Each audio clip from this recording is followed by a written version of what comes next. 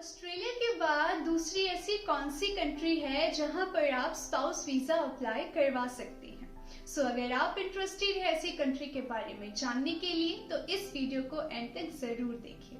Hello everyone, welcome back to think smart once again. My name is Anjana Thakur Verma.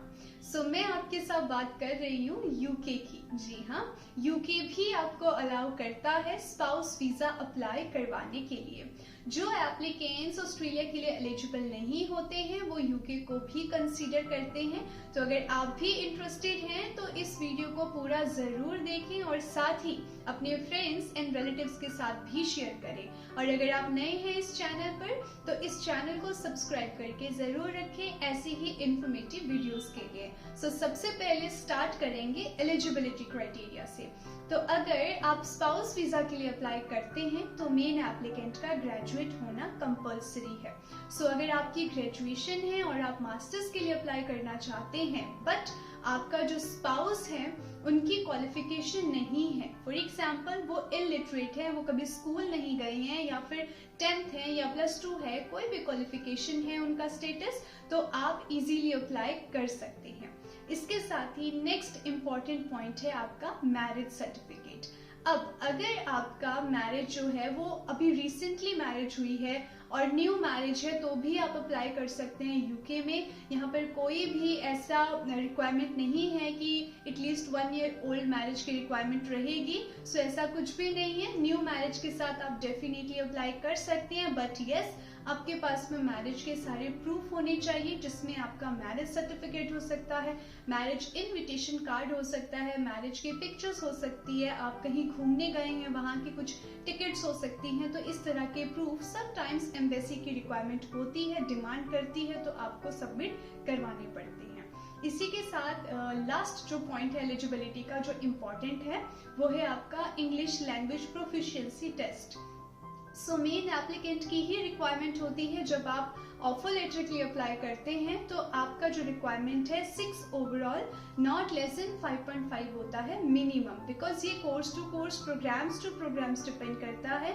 अगर आप health sciences जैसे nursing जैसे programmes के लिए या फिर इंजीनियरिंग प्रोग्राम्स के लिए अप्लाई करते हैं तो समटाइम 6.5 ओवरऑल की रिक्वायरमेंट होती है नॉट लेस देन 6 के साथ। बट ज्यादातर अगर आप किसी नॉर्मल मास्टर्स प्रोग्राम के लिए जाते हैं बेसिक प्रोग्राम्स के लिए तो minimum 6 overall not less than 5.5 के साथ भी आप अप्लाई कर सकते हैं।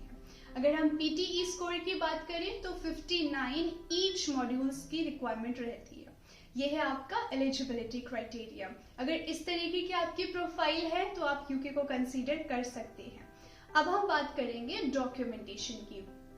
डॉक्यूमेंटेशन में भी आपके लिए इम्पॉर्टेंट है पहले मेन एप्लीकेंट का, बिकॉज मेन एप्लीकेंट जब ऑफर लेटर के लिए अप्लाई करते हैं आपके सारे एकेडमिक डॉक्यूमेंट्स की रिक्वायरमेंट होती है, जिसमें पासपोर्ट भी होगा आपका और आपका आईएलटीएस या पीटीई टीआरएफ स्कोर कार्ड भी। इसी के साथ में आपका कंडीशनल ऑफर लेटर इश्यू हो जाता है। जो यूके की यूनिवर्सिटीज हैं वो free of cost offer letter issue करती है, तो कोई भी चार्जेस आपके नहीं होते हैं ऑफर लेटर अप्लाई करने के लिए, आप अप्लाई करवा सकते हैं।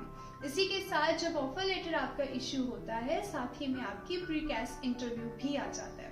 अब हम बात करते हैं इंटरव्यू की, जिसे प्रीकैस इंटरव्यू भी कहते हैं, बिकॉज कैस आने से पहले यूनिवर्सिटी आपका इंटरव्यू कंडक्ट करती है। जब आप इंटरव्यू क्लियर करते हैं उसके बाद ही आपका अनकंडीशनल ऑफर लेटर इशू होता है।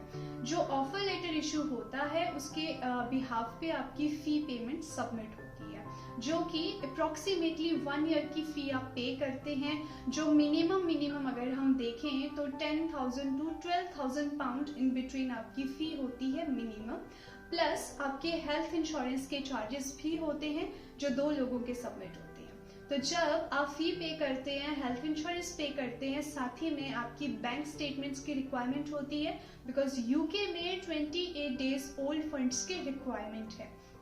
तो जो आप 2 एप्लीकेंट्स चाहते हैं 2 एप्लीकेंट्स के अकॉर्डिंगली आपका फंड्स भी जाएगा। उसके लिए आपके जो भी फाइनेंशियल डॉक्यूमेंट्स है जिसमें आईटीआरस भी आ जाती हैं, अगर आपका एक्सपीरियंस है तो आपके बैंक स्टेटमेंट सैलरी स्लिप्स भी अटैच हो सकती है। इस तरह के डॉक्यूमेंट्स जब आप सबमिट करते हैं आपका मेडिकल भी आप करवाते हैं। मेडिकल अपॉइंटमेंट के बाद में दोनों एप्लीकेंट्स का मेडिकल क्लियर होने के बाद में ही आप कैश अप्लाई करते हैं। अब कैज अप्लाई करने के लिए आप यूनिवर्सिटी से ही रिक्वेस्ट करते हैं, यूनिवर्सिटी आपका कैज लेटर इशू करती है, that is confirmation of acceptance for studies, जिसे हम कैज लेटर कहते हैं। जब आपका कैज लेटर इशू हो जाता है उसके बाद आप फाइल सबमिट करते हैं एम्बेसी में। एम्बेसी में फाइल सबमिट करने के लिए आपके पास में 3 कैटेगरीज होती हैं, जिसमें नॉर्मल वीजा है, प्रायोरिटी वीजा है एंड सुपर प्रायोरिटी वीजा है। तो मेनली एप्लीकेंट्स प्रायोरिटी वीजा को ही चूज करते हैं ज्यादातर केसेस में, बिकॉज अगर हम टाइमलाइन की बात करें तो embassy 1 to 2 weeks in between आपका वीजा ग्रांट करवा देती है। तो ये है आपका overall process, documentation and eligibility. अगर आप इंटरेस्टेड हैं यूके में अप्लाई करवाने के लिए और किसी भी तरीके की हेल्प आपको चाहिए तो थिंक स्मार्ट की तरफ से फ्री ऑफ कॉस्ट सर्विस आपको प्रोवाइड की जाती है। तो आप कॉन्टेक्ट नंबर पे कॉल कर सकते हैं जो स्क्रीन पे फ्लैश आउट हो रहा है। जिस भी तरीके की आपके डाउट्स हैं, क्वेरीज हैं, हम सॉल्व करने की पूरी कोशिश करेंगे। आज के लिए इतना ही, जल्दी मिलेंगे अपकमिंग वीडियोस में। Thank you for watching.